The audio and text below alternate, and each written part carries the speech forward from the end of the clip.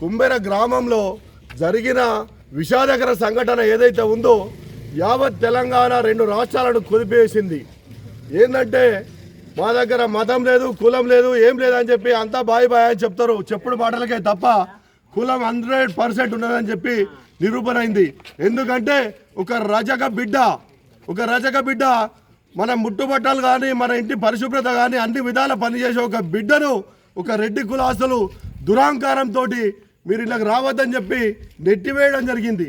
ఎందుకు మేము ఇన్ని పనులు చేసాం కదా, మేము ఎందుకు రావద్దని చెప్పి వాళ్ళు తిరగబడి మాట్లాడినందుకు ఈ రెడ్డి వాళ్ళంతా కలిసి 7-8 మంది కలిసి వాళ్ళ మీద దాడి చేయడం జరిగింది, వాళ్ళ కుటుంబం మీద దాడి చేయడం జరిగింది. దాన్ని నేను తీవ్రంగా ఖండిస్తూ ఈరోజు ఈ పాపకు ఆత్మకు శాంతి చేకూరాలని చెప్పి మేము నివాళులు అర్పించడం జరుగుతుంది. ఒకటి ఏం చెప్తున్నామంటే, మిస్టర్ రేవంత్ రెడ్డి, మీరు మీ ప్రభుత్వం రానున్న 2 సంవత్సరాల్లో గద్దె దింపడం పక్కా. ఎందుకు అనంటే మీరు చేసే ఒక్కొక్క పని ఒక్కొక్క బీసీ బిడ్డకు ఇప్పుడే కనువిప్పవుతుంది. కాబట్టి మొన్న జరిగిన సిద్దిపేటలో కావచ్చు, మొన్న సర్పంచ్ ఎలక్షన్లో జరిగిన ఒక యాదవ బిడ్డకు మూత్రం తాగిపించడం కావచ్చు, ఈరోజు కుంబెర గ్రామంలో జరిగిన రజక బిడ్డ కావచ్చు, వీళ్ళ పోరాటం వీళ్ళు మర్చిపోతారు.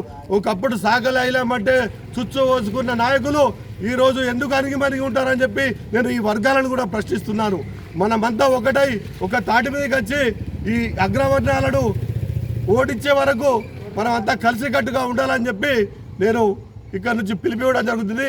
మరి ఒక విషయం ఏమిటంటే, ఈ బాధిత కుటుంబానికి 20 లక్షల రూపాయలు నష్టపరిహారం కింద ఇవ్వాలి, ఒక ఇందిరమ్మ ఇల్లు ఇవ్వాలి, వీళ్ళ కుటుంబంలో ఒక ప్రభుత్వ ఉద్యోగం ఇవ్వాలని చెప్పి మేము తెలంగాణ రాజ్యాధికార పార్టీ తరఫున ప్రత్యేకంగా డిమాండ్ చేస్తున్నాం.